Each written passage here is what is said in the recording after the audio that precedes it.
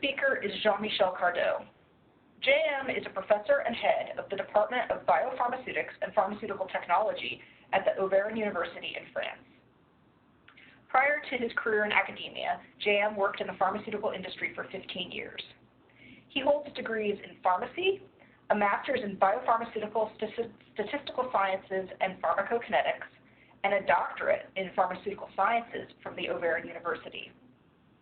His research interests include biopharmaceutical development of drugs, in vitro dissolution, and in vivo bioequivalence, and in vitro in vivo correlation. JM, welcome to today's event. I'll now turn it over to him to begin the presentation. Thank you, Susan. So I hope that you can listen to me without any problem. And now we are going to discuss a little bit and to see how we can handle IVIVC for very long-acting drugs. So this presentation is going to be divided in 5 topics. First of all, we are going to see a little bit about IVIVC, then to challenge what are the challenges to perform IVIVC for long-acting drugs, the key point of this approach, how to calculate it and why, and how to perform it in Phoenix. First of all, IVIVC and level A IVIVC is a collaborative approach. Why? Because IVIVC somehow needs to have in vitro and in vivo data, that is obvious. But the in vitro data depend on the release characteristics of the drugs and its formulations. That means you need to have some data about the formulation for the formulation department and the in vitro dissolution for the analytical department. You need also to have in vivo data, and the in vivo data that you have are going to correspond to the clinical studies performed by the clinical departments and correspond to the in vivo release. Then everything is going to be put together to create an IVIVC.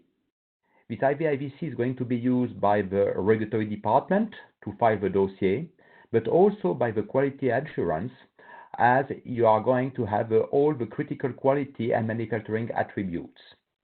As you need data for the formulation department, analytical department, clinical department, regulatory department, and quality assurance, IVIVC is a very good tool to perform the project management. IVIVC in reality is not so simple. You can see on this slide that you have a lot of steps. And on all those steps, you have always to try to link in vitro and in vivo data together. Sometimes you have some problems, and among all the problems, you have a problem of the time scaling. That means you have something which is faster in vitro than in vivo. And today, we are going to discuss about this time scaling. Can you perform IVIVC for very long-acting drugs? Of course. But which are those very long-acting drugs? For parenterals, that can be suspension, implants, depot formulation.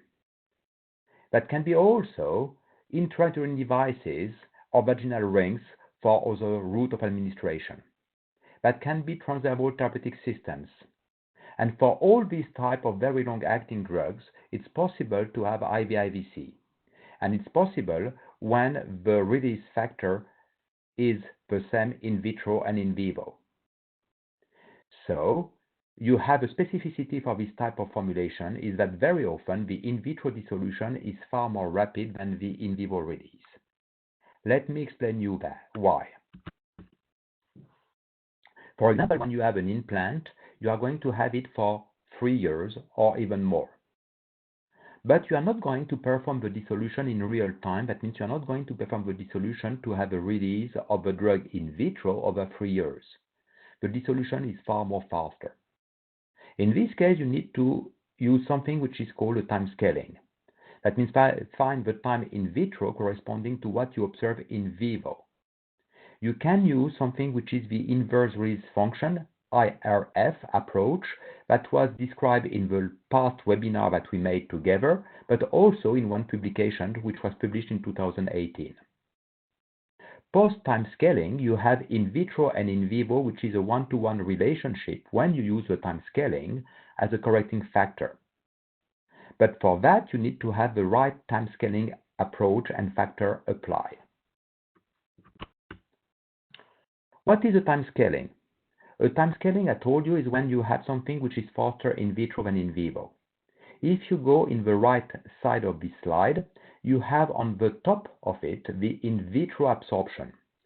You can see that you have an in vitro absorption in this case, which is over 24 hours, for example. On the bottom right part, you have the in vitro dissolution. You can see that the in vitro dissolution is faster than the in vivo. For example, for the orange curve, you have the absorption which is over 24 hours, but in vitro is going to be finished around 15 hours. That leads to an IVIVC, which is on the left panel of this slide, where you have at the end something which is a vertical line. That means when you have 100% dissolved, you continue to absorb. Why? Because you have an in vitro dissolution which is faster than the in vivo absorption. In this case, you are going to apply a time scaling. And to apply a time scaling means that you are going to try to have a relation for a certain percent absorbed between the time needed to have this percent absorbed and the same for the same percent dissolved to have the time needed to have the same percent dissolved. So you are going to make a relation between the time between the percent absorbed and the percent dissolved. What can you have? You can have a straight line, which is on the right part on the bottom of this slide, the line that you can have. In this case, that means that you have exactly the same in vitro and in vivo mechanisms. But sometimes you have a non-linear relation between the two, or a biphasic relation. That means that you have different in vitro and in vivo relation, or maybe different mechanisms between in vitro and in vivo. That can be unheard of in some cases. And we are going to see what it is now. For long-acting drugs, you have very often multiphasic release, and you have more than one release mechanisms. For example, you can start by a diffusion and finish by an erosion. You can start by a burst and then have a long-acting. The in vitro dissolution must reflect exactly the same release mechanisms as in vivo if you want to be sure to be able to predict that one change in the formula is going to have the same impact between vitro and vivo, not at the same rate, but the same impact. So the scaling between vitro and vivo must reflect the fraction absorbed at each time, but at the same time must reflect the same release mechanisms. You can use the inverse release function as we discussed, but that do not guarantee that you are going to have the same release mechanisms between vitro and vivo. Very often also, when you have very long-acting drugs like implants, you have a problem, which is the overestimation of certain phases. For example, here, you have a first peak, which seems to be very important compared to the second Cmax. The early peak is the burst. In this case, you can see that the burst reached a value around 4.5 picogram per milliliters in a very short time, and then you have a second Cmax around 100 days, which is around 2. This burst can be linked with the side effects, but very often you are going to estimate and to overestimate this burst in the absorption curve and or in the dissolution curve. Let me explain you that. You can see that in this case the burst is quite high as a concentration. But now, if you try to go a little bit ahead, you will see that it's going to present quite nothing. This is the dissolution curve. You can see that you don't see the burst here, or almost not. And you are going to tell me that this dissolution curve may not represent what you have observed in vivo because you don't have a very high peak at the beginning of dissolution. But in reality, if we analyze it a little bit more, this is the dissolution in vitro and or the absorption. And you can see also that something which is quite important is that the burst is at early stage, day 4. That means before the day 10. And you can see that the burst in this case represent only between 2 and 5% of the total quantity of drug. And if I enlarge my dissolution curve on the early time point, you can see it on the middle curve here, you can see that you have a burst which is existing, but only reflecting a very small quantity, that means 2 to 5%. 2 to 5% in dissolution at early time point is quite nothing. Your second peak is at 100 days, and that you can see in this case that it's going to represent quite a high fraction dissolved and absorbed. That means something like 30 to 40% in this case absorbed and dissolved. Now, what can we do? What can we do in the time scaling in this case? You have many approaches. If you have, for example, a dissolution over 9 days and an in vivo over almost 1 year, you have two possibilities nowadays to make a time scaling. Either you make a linear time scaling, that means a stretching. If you make a stretching, you say that I have 380 days, for example, in vivo and only 9 days in vitro.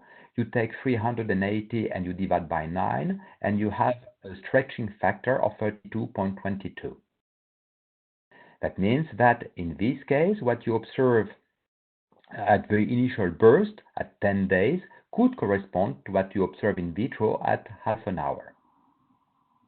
But that is not the case, because maybe what you observe in vitro for the burst or the other fraction of the drug dissolved is going to be non-linear because you have more than one release mechanisms. For example, the burst can be linked with the drug which is not entrapped in your implant or in the surface in your implant, and the second and slow release can be linked with either the erosion of the implant or the diffusion through the porous system or through something which is going to swell. In this case, you are going to have a non-linear time scaling, but something which is quite important will be to have between vitro and vivo exactly the same release mechanisms for all the phases.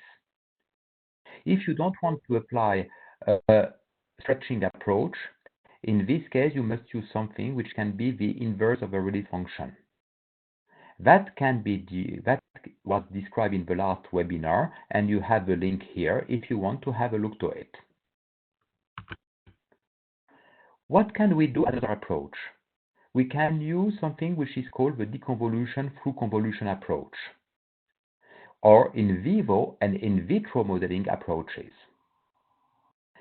That it's the deconvolution through convolution means that you are going in this case to try to apply a modelization of your absorption and to see if this model of your absorption can be used also to model the dissolution. To model the absorption, you can use various types of equations.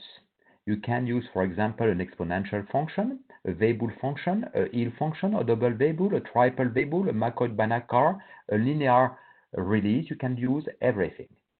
Very often is the Weibull function which is going to be used as it's more flexible. That could reflect from a Weibull function an exponential to a sigmoid function. So, what can we use? You can use, first of all, a two-stage approach. That means you can try to extract, first of all, the absorption by deconvolution, try to model it, then you can see if you have a link between vitro and vivo.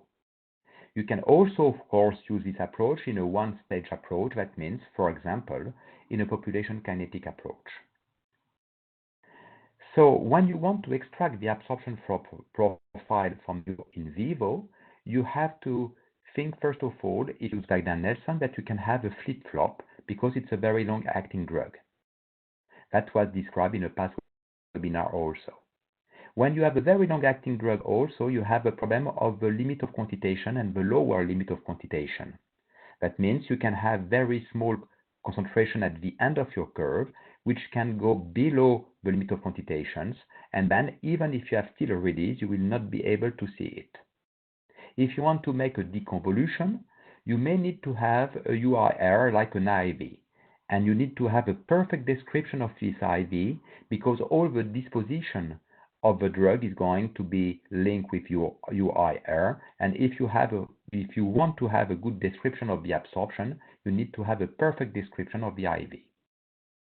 When you have your absorption profile, you are going to fit it with the relevant equation. Then to recalculate the value based on the fit equation to see if your fitting is correct and not over or underestimate some phases. Then what you are going to do, if we use the Weibull equations, you are going to see if your in vitro dissolution can be fit with the same equation, keeping constant the quantity by phase and the shape of your curve. That means in the Weibull equation is going to correspond to the B for the shape and the F for the quantities. If the fit is okay, that means you can then set up a time scaling only based on the MDT ratio. We are going first of all to see how we can do it based on simulated data before I am going to present you this approach with real data. For example, in this slide, you have a curve of a potential implant. You can see that you have a burst and then you have a second peak. You can see that the burst corresponds to around, in this case, 0.6% of the total AUC. That means that the burst corresponds only to a very small quantity, even it can be in relation with, for example, side effects. You can see that also after the burst, you have something going very low before you can go up. That means you have the burst which is corresponding to 1.5 days for the Cmax, but we can estimate that the end of this burst can be around 10 days. That means corresponding to 4% in total. Then what can we do? We can first of all try to extract the absorption curve. Extracting the absorption curve, you can see that you have an absorption with a very small peak at the beginning, that means a very fast dissolution at the beginning, which corresponds to your burst. And your burst here corresponds to a small fraction. Then you have the rest of the release, which is quite nice. So you are going to try to fit first of all your absorption using, for example, a double Weibull. In this case, in this double Weibull, you are going to fit somehow each phases, the phase corresponding to the burst and then the phase corresponding to the slow release. You can see that in this case, in the small table, you can see that the burst corresponds to almost 5% and the slow release to 95%. That you have a MDT, that means you have a time to have 63.3% of the drug which is going to be absorbed at around 0.5 days, and for the second part of the absorption is going to be on 180 days. You can see that the shape of the curve is something which is almost exponential for the burst because you have a beta close to 1, and then you have a sigmoid release for the second part because you have a beta which is close to 2. So now you are going based on this absorption modelization to see if you can model or not your dissolution curve using the same equation. That means keeping constant the beta for the burst of 1 and SR of 2, keeping constant the quantity for the burst which is 5% and for the slow release which is 95%, but not at the same time. That means to have something faster in vitro. That means modifying the MDT and adjusting the MDT to have something which can fit your in vitro data. But if you don't have any relevant in vitro test, you can also try using this method to simulate what could be your target in vitro profile. So when you want to develop your new in vitro method, because you don't have something which could work, you have to select the apparatus, the media, the sampling method, the testing interval, the total percent release, the real time of accelerated, and if you have a very slow release, it's going to be accelerated. But very often you have no standard method which exists at present. That means you can use USP1, USP2, USP4, for example, that means flow through cells. And very often for slow release injectable formulation, you are going to use flow through cells. But you have nothing which is really described as a standard method. You have to try and to see if what you are going to develop can mimic what you have observed in vivo for the quantity released versus time, but also for the release mechanisms versus time. So you are not going to have a real-time in vitro test. You are going to have something which is going to be an accelerated in vitro test. Why? Because as I explained you, if you have a release over something like 400 days in vivo, you are not going to develop a in vitro test over 400 days. First of all, because if you use it to set up an IVIVC with real-time test, you need to use it as a QC. And I think that it's not very ideal to have a QC test over 3 years. If you have a burst, you have also in vitro to anticipate this burst and to guarantee to the authorities that you are not going to have a burst which is going to be non-control, and you can have, in this case, really side effects. So, for example, you can have a characterization of the burst in vitro which is going to have a scaling factor not so pronounced as the rest, to be sure that you are going to characterize accordingly the right burst.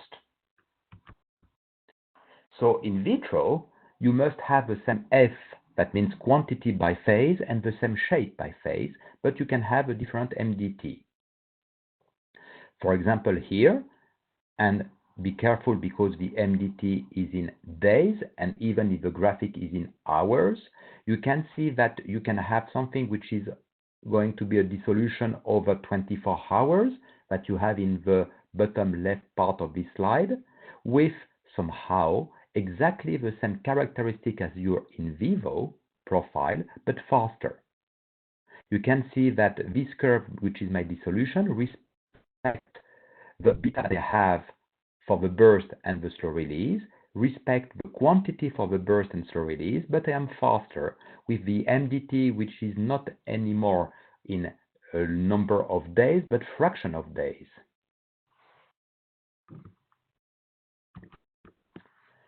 So in this case, your time scaling corresponds to the small table which is here. You have a scaling factor which is not the same for the burst and the rest. That means, for example, for the burst, I am 6.25 times more rapid. And for the slow release part, I am around 540 times more rapid. Why? I have not the same time scaling because I want to characterize in vitro my burst and to see it.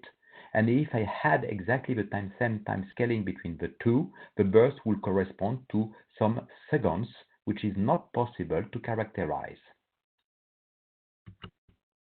Now we are going to see an example on real data.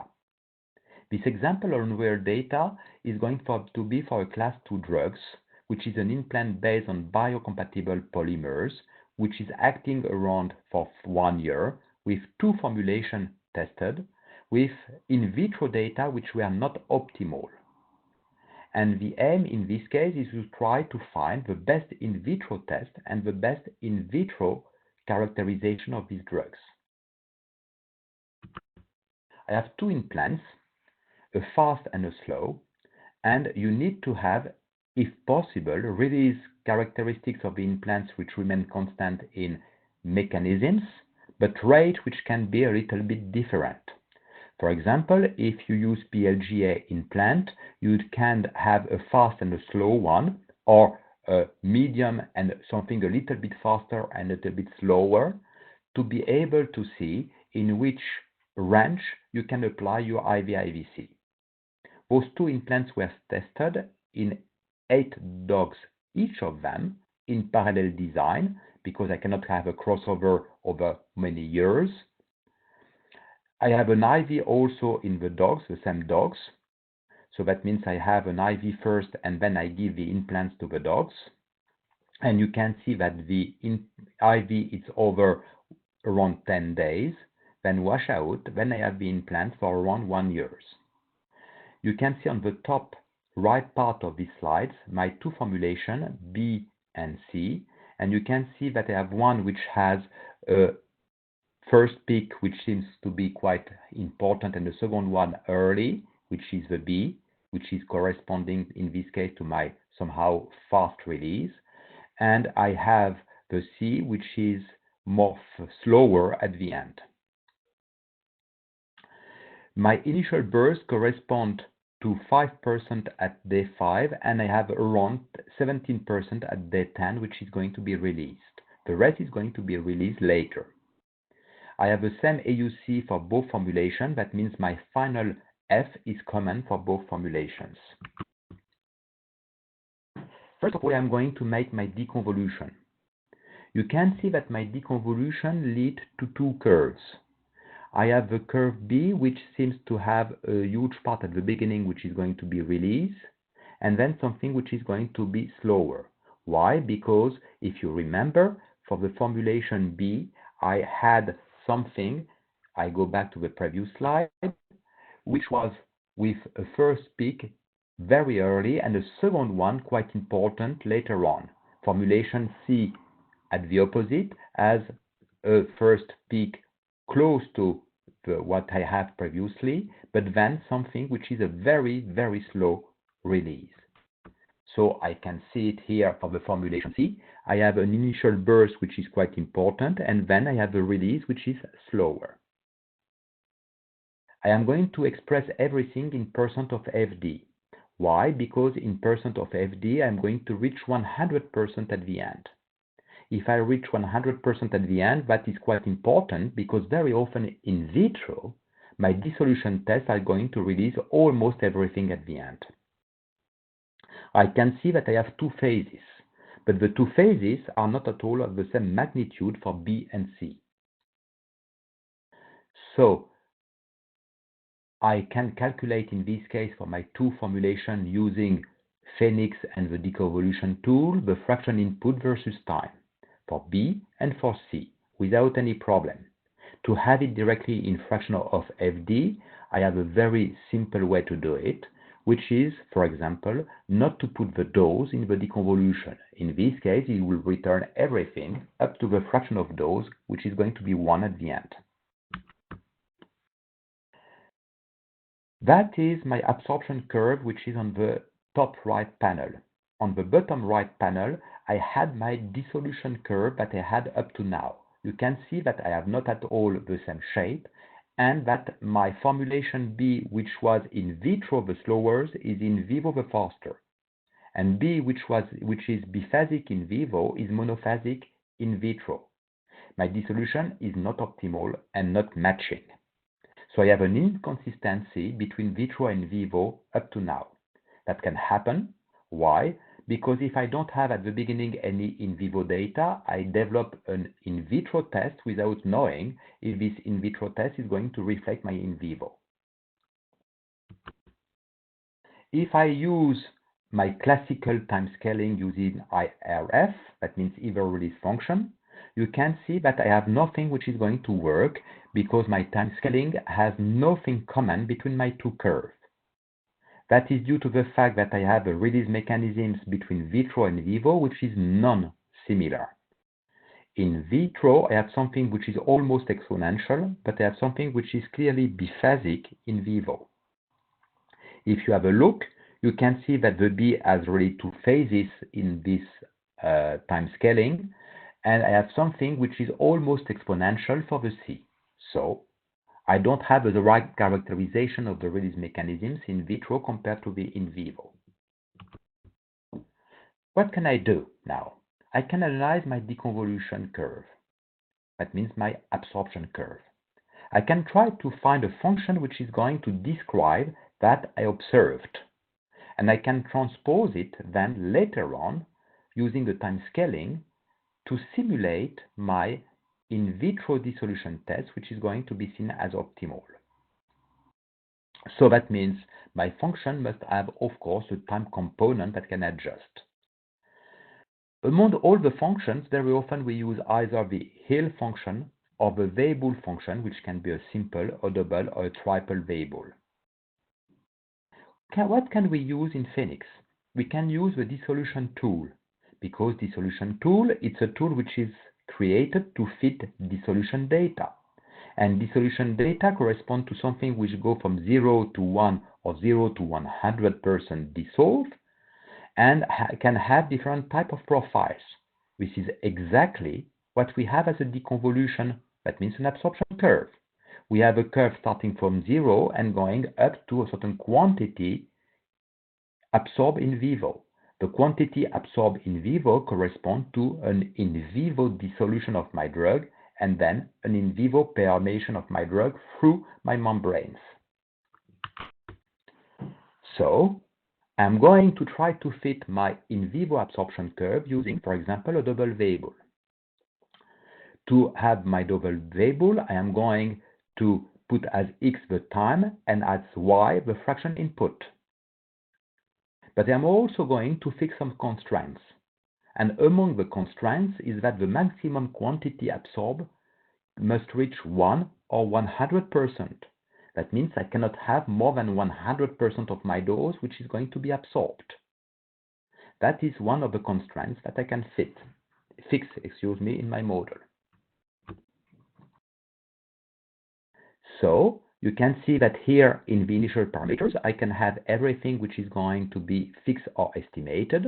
And if I want to fix it, for example, for the F infinity, I will use the pull down menu, and from estimated, I am going to put it at fixed. And fixed can be 1 for 100% absorbed as maximum. I remind you that I told you that I am using something which is the fraction of dose and not the quantities, and the fraction of dose in this case are going always at the end, that means at the last time, to be 1. When I fit it, for example, for the treatment C here, I am going to fit, using, for example, a double Weibull, my absorption curve. And the fit of this absorption curve seems to be quite good. You have a fit on the bottom right part of this curve, and your absorption curve is going to be fit quite accurately. You have a Weibull function which is here in front of you. You are going to tell me I have a lot of parameters. That means B1, B2, MDT1, MDT2, F1, F2, 6 parameters, but in reality you have only 5 parameters. Why? Because the total quantity absorbed being of 1, if you have a first fraction absorbed of 5%, that means the second fraction absorbed must be 1 minus 5, 95% absorbed. So that means that restricts your number of parameters. This restriction of the number of parameters could be of importance when you don't have a lot of sampling point. Very often for long-acting injectable drugs, you have a lot of sampling points, and over-parameterization is something which is not really existing. After the fit, you are going to validate your equation. And to validate the equations means that you are going to calculate based on the equation of the absorption curve, the time that you observe, the fraction input based on the equations. From those fraction input, you are going to calculate the simulated absorption curve. And then using a convolution, you are going to simulate back the plasma concentrations. Simulating back the plasma concentrations, you are going to reintroduce your F in the calculation, of course, which must be common for both formulations in this case because they have the same AUCs for both formulations. You are going to see the adequacy of your models, absorption models, and if this is correct, that means that you can use it to continue to make your calculations. So in this case, I validate everything for treatment B and treatment C. You can see that you have on the top the formulation B and on the bottom right part the formulation C. You can see that for the formulation B, I match both Cmaxes, the first and the second one, with maybe a little shift on my second Tmax, but I have the right magnitude of both Cmaxes. On the bottom one, you can see also that I reach for the C the right peak and then the elimination of my drug, which is quite correct. I can calculate the simulated Cmax and the simulated AUC, and the same thing, I can see if they are very close to the observed one. In the small table, you have Cmax S, which means simulated one, and Cmax O, which is the observed. Same thing for the AUCs. Cmax P and AUC P correspond to the prediction in percent. You can see that in this case, for B and C, I simulate adequately the Cmax with at maximum 7% of errors for the Cmax of B, but the AUC are quite correct and no errors on the Cmax of C. So my model is coherent with what I observe. Now when I have my model which corresponds to my absorption, I can try to set up my best in vitro dissolution curve. I have now all my parameters corresponding to my absorption. Those parameters are on the top right part of this slide in the small table. You have the F1, F infinity, MDT1, which correspond to the time to have 63% of the fraction of dose F1, B1, which is the shape of the first absorption, MDT2 and B2, which correspond to my second peak, and the time to have 63% absorbed, that means of the slower part of the release. You can see that I have only F1 and F infinity, I don't have any F2, because F2 corresponds to F infinity minus F1, or multiplied by 1 minus F1 if you prefer. So in this case, if you take the formulation B, you can see something which is quite interesting, is that the B1 is very close to 1, that means it's almost exponential, and the B2 is close to 2.5, that means it's more a sigmoid curve. Now, if I want to set up the right in vitro dissolution test, what I have to do? For B and for C, I have to keep constant the F1 and the F infinity, the B1 and the B2, but I have to try to simulate something adjusting the MDT1 and MDT2 to have exactly the same release characteristics, that means the same shape of curve for each fraction of dose absorbed and then dissolved, but something which is going to be faster. So you can see it on the bottom of this slide. I have for the vivo all my parameters. For the vitro, I have all the same parameters except for MDT1 and MDT2, where I have a question mark. And now I'm going to try to simulate.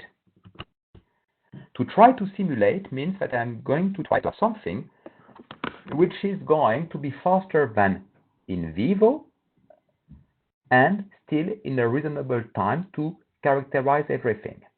MDT corresponds to approximately 63% of the drug absorbed and or dissolved. If I want to have a total dissolution test which is going to be around 10 days, that means I have to reduce the MDT of both phases in such a way that I am going to have around 63% for MDT1 and MDT2 in a time that I can see it, and a total time of dissolution which is going to correspond to almost 10 days. That means I am going to adjust both of them.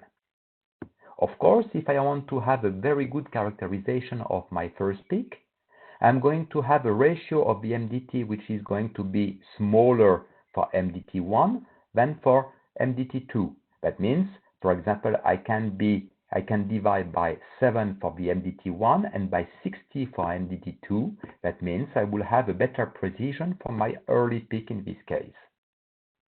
Pay attention to the fact that the MDT are in days. If you want to retransform everything in hours for your dissolution, you have to multiply by, of course, 24.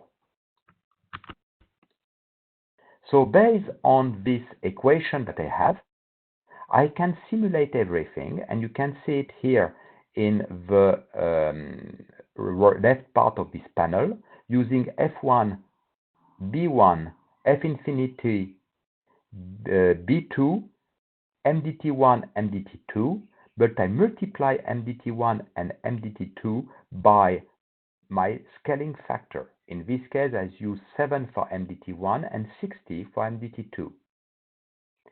What do I have in this case? I have now on the right part of this panel my new dissolution test, which is going to last for 10 days with a yellow one which seems to be faster and almost very fast at the beginning and then nothing else, and the purple one which seems to be biphasic.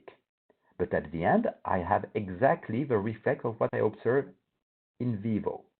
If I enlarge what I have as a dissolution on the first day, and that is in the bottom right part of this slide, you can see that the very fast release that I seem to observe at the beginning for the yellow one, it's biphasic also, with something which is very close between the yellow and the purple one up to 0.2 days, and then something which is going to be slower for the purple later on. What is the advantages to use Phoenix? With Phoenix, you can trace all the calculations. You enter the time concentration and the time dissolution, or you enter the time concentration and then you are going to calculate the time dissolution. You can secure all the processes because you can trace everything. And anytime you want to change something, you have only to change the setting that you have, but you are going not to touch any data. You have a lot of possibility of calculation, that means you have flexibilities. However, you are going to use a lot of programming, for example, with data wizard, and you must be sure that you use the right equations in this case. That means that you don't make any mistake. So what are the advantages of an MDT-based time scaling? The advantages of the MDT-based time scaling in this case is that you are going to have the same release mechanisms between vitro and vivo because you respect the shape factor, which is the B. You are going also to respect the relative fraction, which is going to be released for each phases, the F, F1, F2, or F1 and F infinity minus F1, which correspond to the F2. This approach is simple to implement, even in a single step, that means a population approach. Of course, as you use models, you have to be careful that your models reflect exactly what you observe. I give you here some references. The two first ones correspond to the work of Ivan Atomic that we made together during our PhD, and what I present here is based mainly on the PhD work of Ivana. The last one is the inverse of the release function, and it's also something that you can use to make a time scaling. You can, of course, have, if you have access to those type of publications, you can download them and have a look to it. And for example, on the second publication of Ivana, she used a triple Weibull to describe the absorption curve for a very slow PLGA microspheres. I thank you for your patience, and if you have any questions, I would be very happy to answer to them. Wonderful. Thank you so much, JM, for that very informative presentation. Like JM said, we invite our members of the audience to enter their questions for him into the Q&A panel. We'll answer as many as we can. JM, looks like we've got our first question. Someone wants to know, is it necessary to have slow and fast formulations designed for IVIVC for long-acting parenterals, or is single formulation and multiple dose data enough for IVIVC validation? So it's quite interesting as a question. You can make both of them. That means it's better if you have two release rate with the same mechanisms, because in this case, you know that your IVIVC can work either for slow and fast formulations. But sometimes it's not possible with slow release injectable formulations, either because the fast can be quite, I would say, linked with side effects. Don't forget that with slow release formulations, you have a problem is that you have a lot of drug which is loaded inside. If your slow release formulation is going to replace single injections, for example, you have one injection every week and you make a slow release for 1 year, that means the slow release for 1 year is going to have loading corresponding to 52 weeks. That means a high quantity. So sometimes it's not possible to make something fast because you will have a lot of side effects. In this case, what you can use various batches with almost the same release but small differences, which is linked, for example, with the manufacturing process. and you can set up the IVIVC. Of course, you will have to explain the authorities that you were not able to make a very fast and a very slow one due to the nature of the drug, and it could be accepted.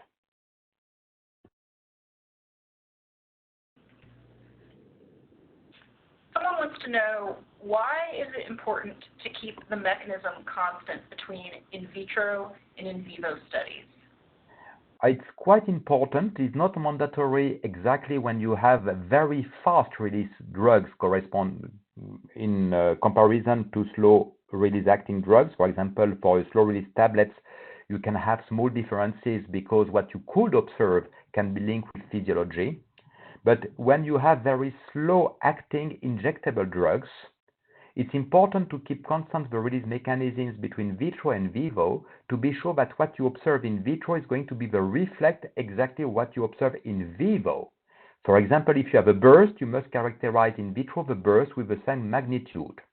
Then if you have something which is linked with a diffusion, you must characterize it also. And if you have a last part which is linked, for example, with the erosion of your implant at the end, you must characterize it.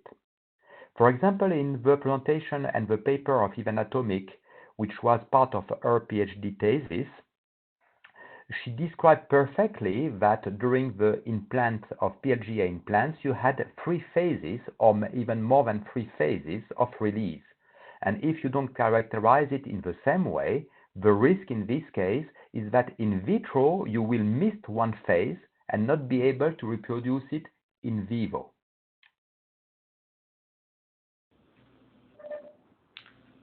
Someone in the audience would like to know, how do you address the limitation of not having IV data from the same population which was dosed with the slow release formulation? Oh, that it would be better to have the same population. If you have any doubt, I will say, about some technical factors which could influence the IV results. For example, metabolization, which could be different between populations. So it would be better. But in some cases, it's not possible. And if it's not possible, you can use some data in another group of patients and or another group of subjects.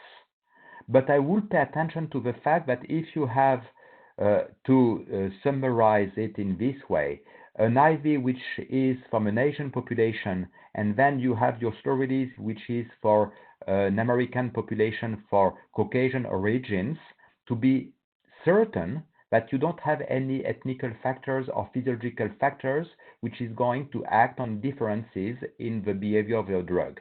Of course, that can be vice versa. So you have to be quite careful in this case when you use data of IV for another subpopulations, that you have no risk to misestimate one phase in this case.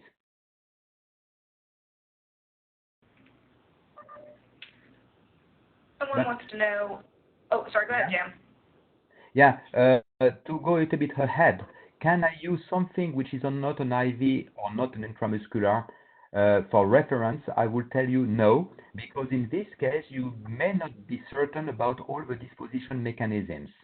Even with injectable formulation, if you have an implant which is intramuscular and you have a reference immediate release formulation which is subcutaneous, the disposition and the absorption mechanisms can be a little bit different, and you have to critically assess if that is going to have an impact, yes or no. Do you need to have IV data for the deconvolution process, or can you perform deconvolution if you only have oral data? If I have an implant and I want to compare it and make the deconvolution versus an oral administration, I will tell you that it can be very dangerous. It can be very dangerous because you are not sure that all the disposition of the drug and, for example, the pre-systemic metabolization is going to be or not limited by the, I would say, input rate of your oral formulations. If you have saturable metabolisms, in this case, what you are going to use with oral is not going to be at all what you can see with your implant. So I will tell you that is quite dangerous.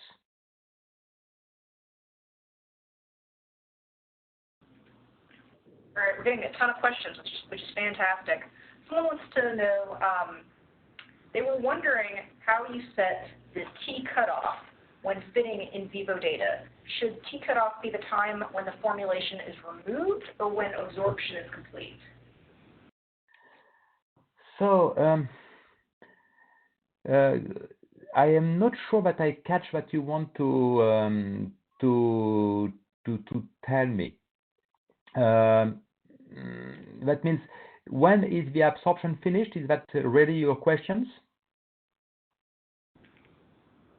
I think they want to know about how that relates to setting your T cutoff, your cutoff time. Okay. For each phases, that depends first of all of your models. Your models is going to give you some cutoff, but also that depends on what you are going to observe.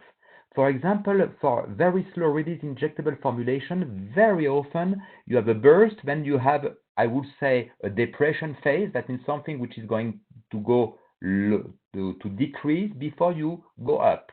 And in this case, it's a little bit like in an HPLC. If you prefer, if it's an HPLC, when you want to separate peaks, you have some rules, and it's almost the same one that you can use here. And when you have a model, you have a look to the parameters, you see if that makes sense also to what you observe, and it's not so easy. What you can use also later on is you can use, based on your model, something which is called the PEPAS equations. And based on that, you can see if what you have as phases from these equations makes sense or not. For that, I tell you that you can read the second paper of Ivan Atomic, which presents you exactly how you can set up the phases between what you observe from the various phases of in vivo release.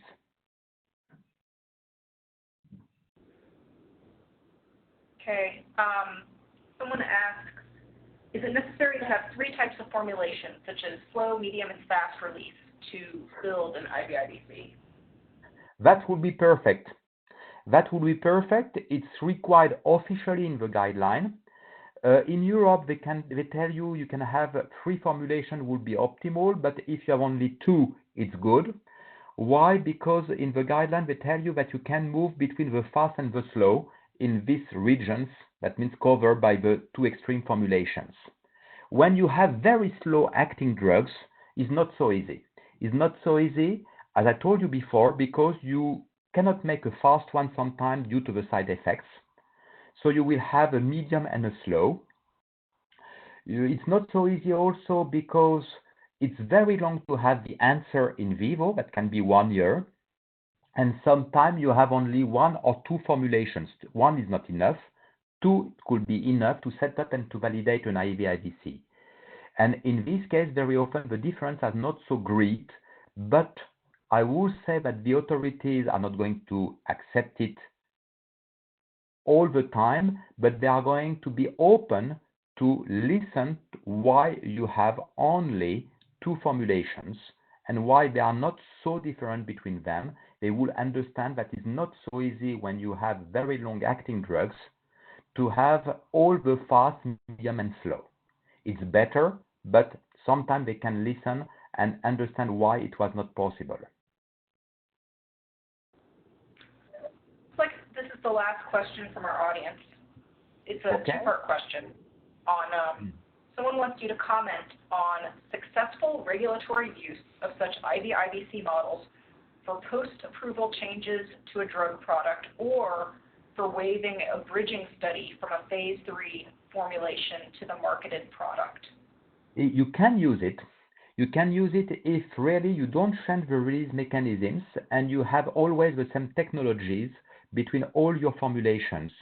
And that is the reason why I emphasize this webinar about the fact that using this, I would say, equation and modeling approach, keeping constant the shape and the quantities, that means the release phases, and to have it also in vitro can be a very good way to secure the authorities with the fact that your in vitro test really reflect exactly the same release mechanisms as in vivo, and that any changes in your formulation and which could impact the release mechanisms is going to be seen in vitro, but also in vivo. And in this case, you can use it to make a part of bridging. Of course, you will never escape, in some cases, a full phase 3 for new chemical entities. You will not escape also some requests from the authorities, which could be seen as mandatory, for example, for bio drugs and biosimilars.